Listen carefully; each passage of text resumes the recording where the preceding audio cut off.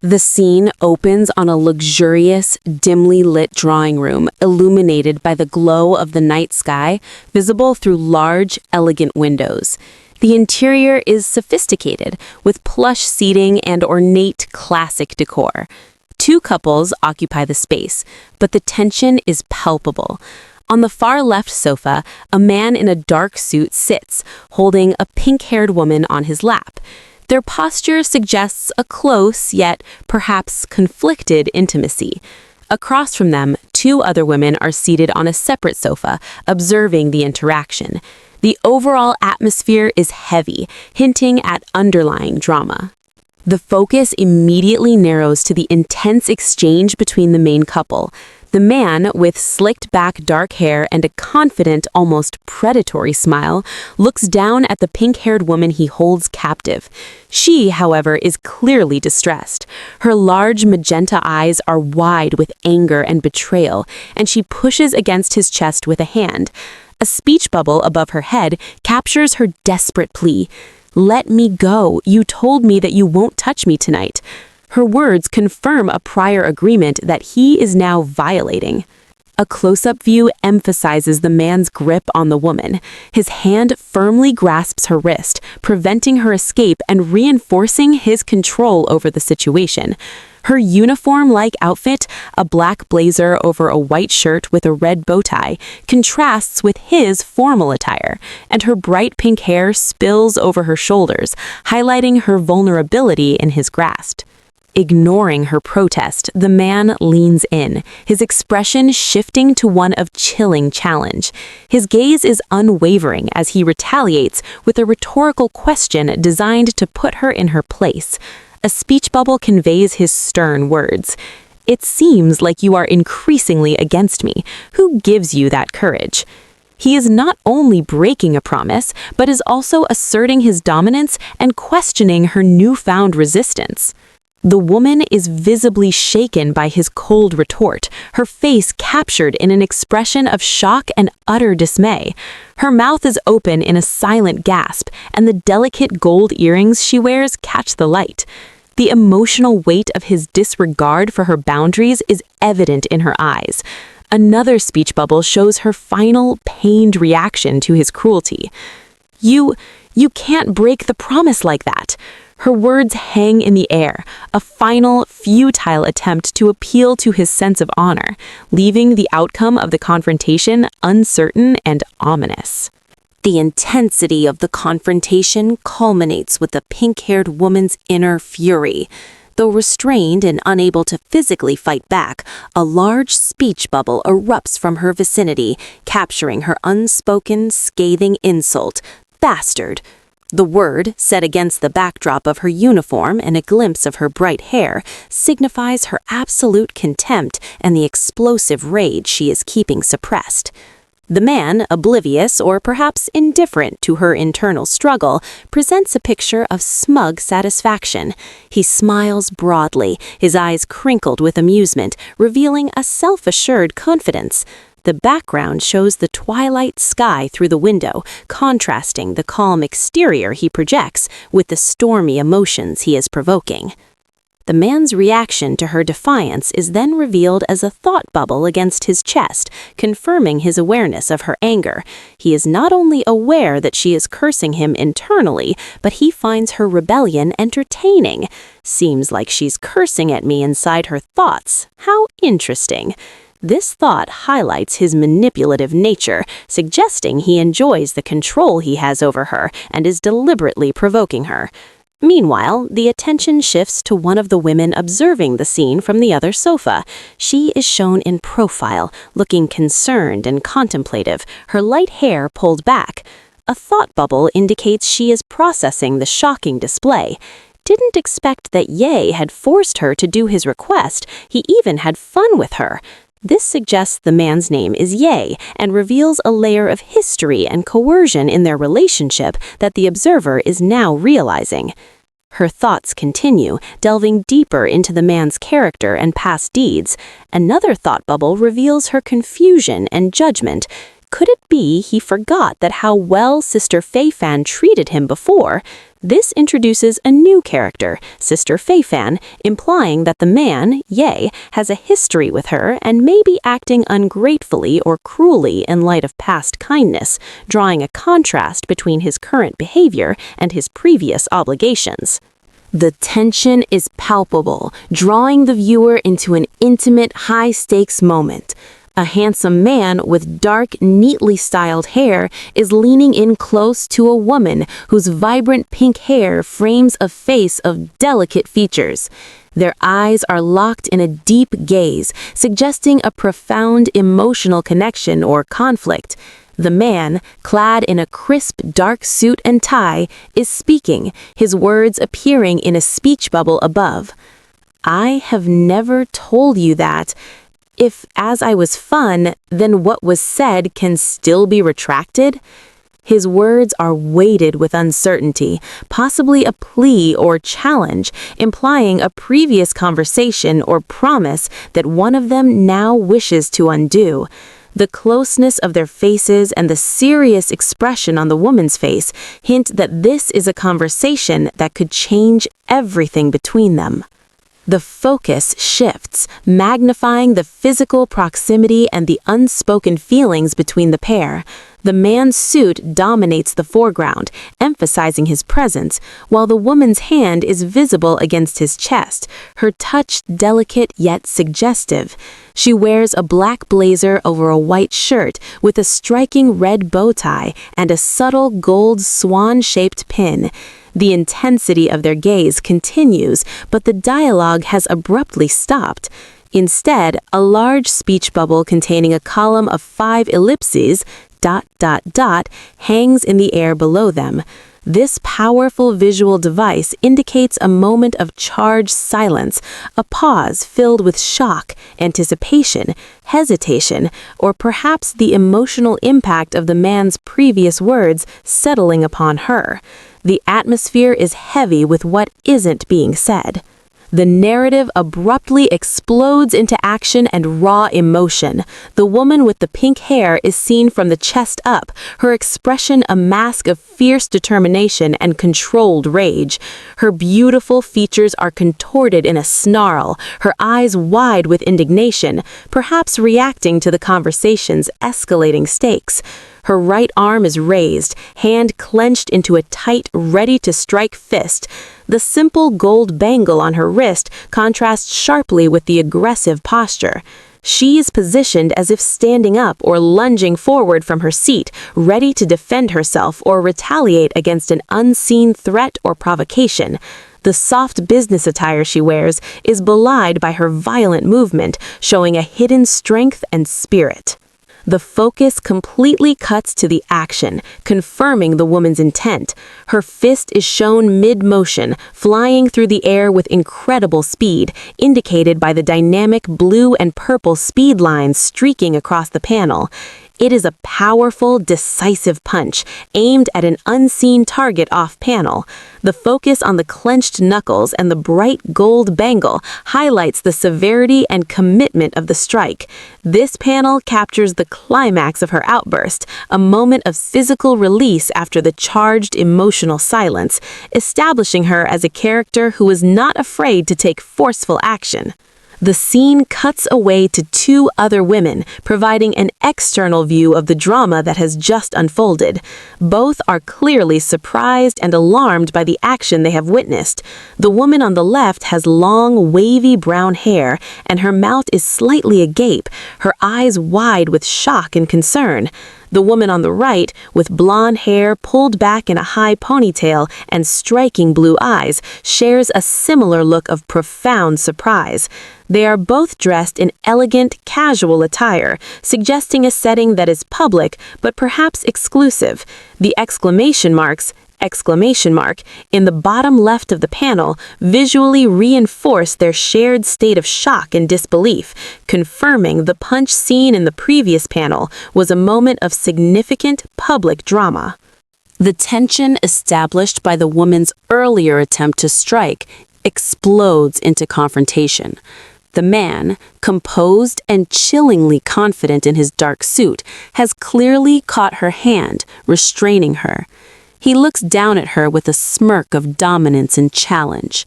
The pink-haired woman is visibly distressed, her mouth open as she speaks or protests, her spirit unbroken despite being overpowered. His dialogue balloon hangs above, cutting and dismissive. Want to hit me? You think you have that ability? His words are a sharp taunt, a way to belittle her effort and assert his superior strength and control in the situation. The physical restraint and the arrogant expression on his face underscore the power imbalance between them, suggesting he is accustomed to being in control. The confrontation turns into a desperate negotiation. The man's large hand, encased in a white glove or cuff, completely encompasses the woman's restrained hand. The struggle is focused on this point of physical contact, which symbolizes the bond or deal she is desperately trying to break. The woman, identified here by her name, unleashes her frustration and a concrete demand for release. Bei Ming Yi, you're too much. Let me go. I'll pay you. The deal between us ends. Her desperate words reveal the core conflict. The man, Bei Ming Yi, has her trapped within a transactional or coercive arrangement. She is offering money, perhaps a settlement or compensation, to buy back her freedom and terminate the deal binding them together. Her willingness to pay indicates the depth of her desire to escape his control. Bei Ming Yi delivers his cool, calculated response, rejecting the immediate offer while acknowledging the terms of the negotiation. He releases his grip slightly, allowing the focus to shift back to their faces, though his posture remains one of superior height and confidence. A slight smile plays on his lips, indicating he is enjoying his position of power. His gaze is intense as he sets a clear condition for their agreement. So, wait until your money appears in my account. This statement is a final, cold confirmation of the transactional nature of their relationship. He is not motivated by emotion or her pleas. He is waiting for the concrete evidence of the payment she promised. It leaves her in a state of suspended hope and continued captivity, subject entirely to the transfer of funds. Following the verbal exchange, Bei Ming Yi physically asserts his dominance, transitioning the conflict into a possessive embrace. The scene shifts to a close-up, showing the man's torso and the woman pressed against him on a plush, dark sofa or seating area. Her arms are wrapped around his waist, but this is not an embrace of affection. It appears to be a forced restraint or an attempt to maintain balance after being pulled toward him. Her long, pink hair cascades down her back. The image emphasizes the close, almost suffocating proximity, suggesting that despite her demands and his conditions, he will not release her until his terms are met. The physical control mirrors his calculated financial control. The final panel captures a moment of forced movement, emphasizing the woman's continued struggle and her feeling of being overwhelmed. She is shown leaning sharply forward, her body being pulled across the frame. Her pink hair streams behind her, and her expression is a mix of panic and exhaustion. She is likely being dragged or forcefully guided by Bei Ming Yi, whose dark hair is visible behind her, as they move through the venue regardless of her protests. The speed lines exaggerate the involuntary nature of her movement, solidifying the impression. The final, most dramatic assertion of power occurs as Bei Ming Yi carries the woman away. He has hoisted her over his shoulder in a blatant display of physical dominance and disrespect, carrying her up a grand staircase. Her body is draped over his back, her arms and legs splayed in a pose of complete helplessness and exposure. He speaks one last taunt over his shoulder to anyone watching, including the witnesses seen earlier. Do you see me right? This question is not seeking confirmation, but a forceful statement of ownership and victory meant to humiliate her and silence any challengers. The perspective shifts to the witnesses, highlighting the emotional fallout of the dramatic exit. The brown-haired woman, previously seen observing, is left alone at the bottom of the stairs. She looks up at the departing figures, her face etched with profound grief and helplessness. A single visible tear streams down her cheek, symbolizing her deep pain and powerlessness to intervene in the cruel spectacle of the woman being carried away. The brown-haired woman, identified as Sister Fei Fan, is comforted by her blonde-haired companion. They sit closely, holding hands in a gesture of empathy and support.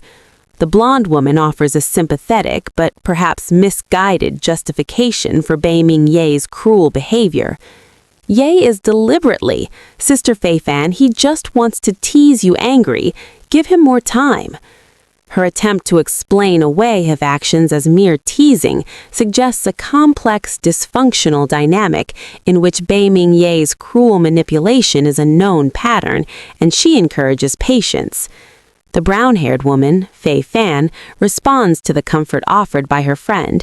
Still seated, their hands clasped, she delivers a quiet, heavy reply in the speech bubble below. I know.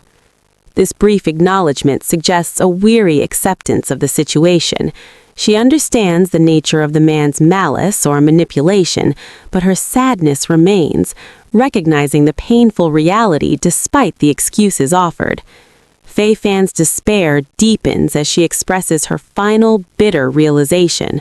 Her face is shadowed by sadness, eyes downcast as she accepts her complete lack of control over the situation, regardless of the man's intentions. Even if he deliberately or not, then between them having an intimate relationship, if I'm angry, then there's also nothing I can do about them. She faces the painful truth. The relationship between Bei Ming Ye and the pink-haired woman, intimate or not, is a reality that she is powerless to change, despite her own feelings of anger or distress. Her resignation seals the scene in a moment of utter defeat.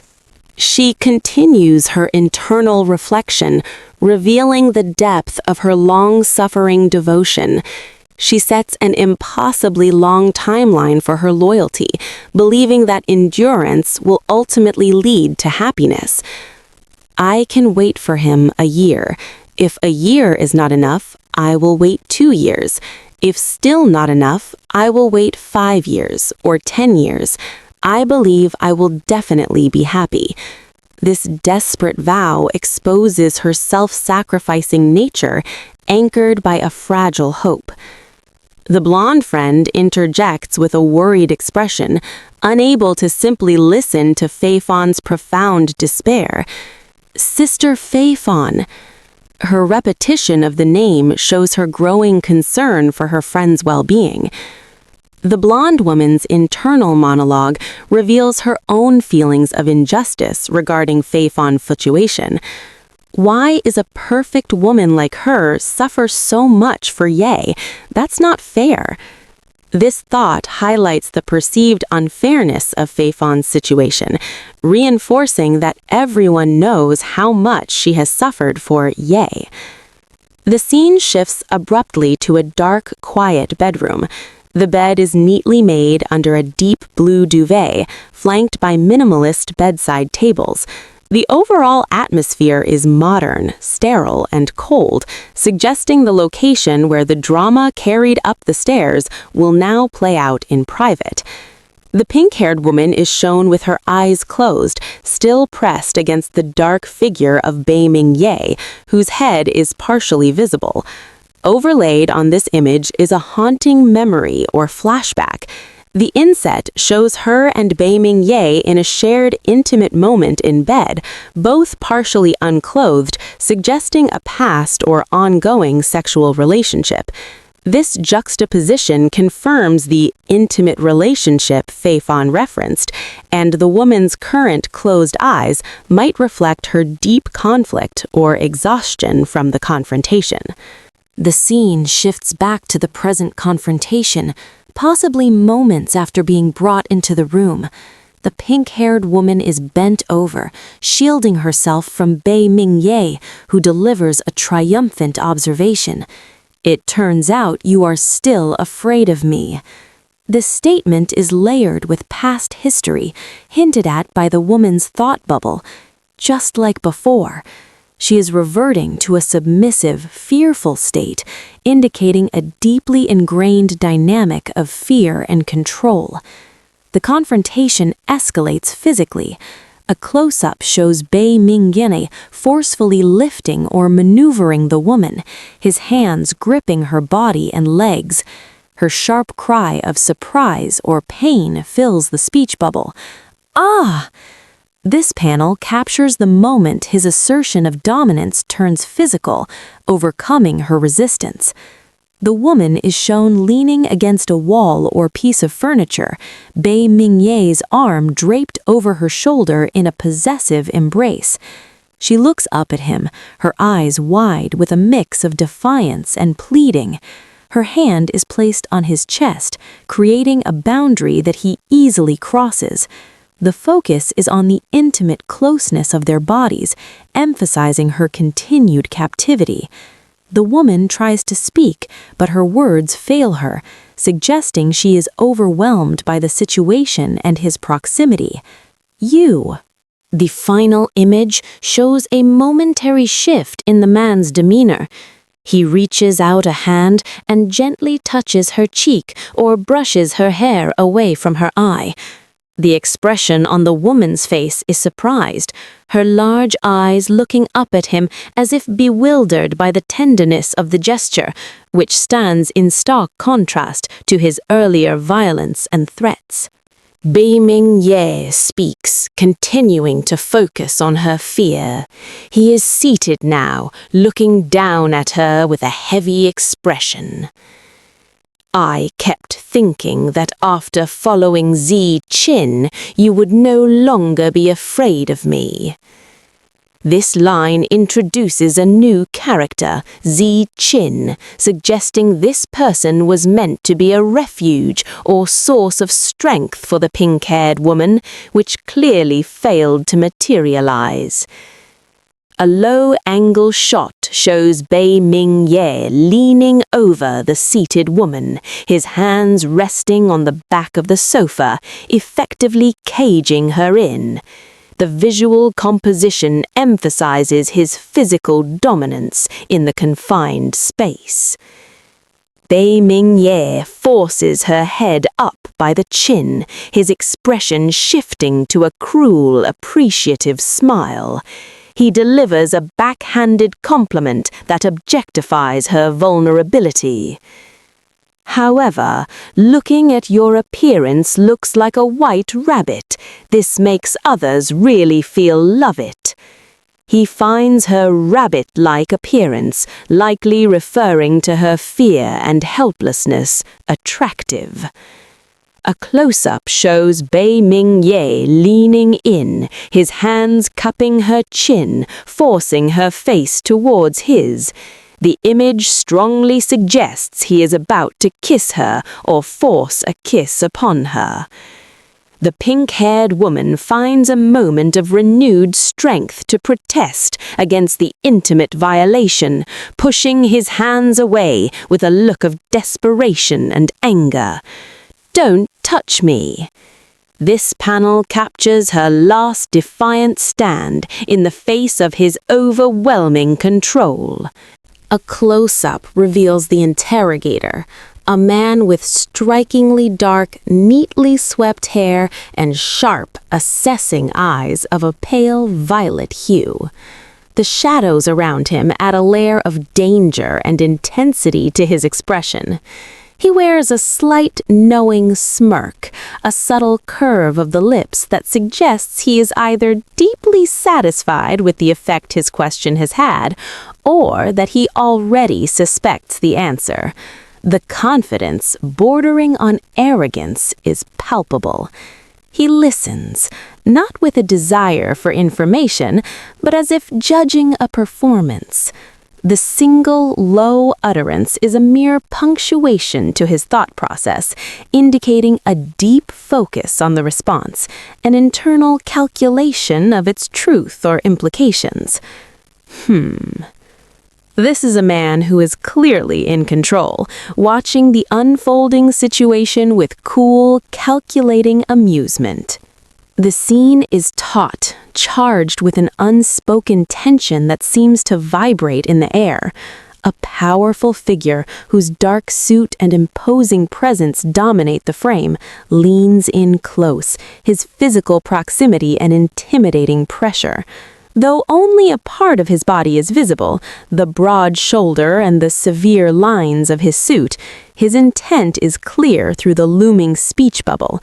The question hangs suspended between them, sharp and demanding, cutting through any pretense of polite conversation. You and Z-Kin, what did you two do? The inquiry is not a casual one. It carries the weight of an accusation, or, at the very least, a highly personal interrogation, suggesting a deep-seated interest or territorial concern regarding the relationship between this Z-Kin and the listener. Under the crushing weight of the question and the silent scrutiny, the woman recoils, a sense of immediate distress washing over her delicate features.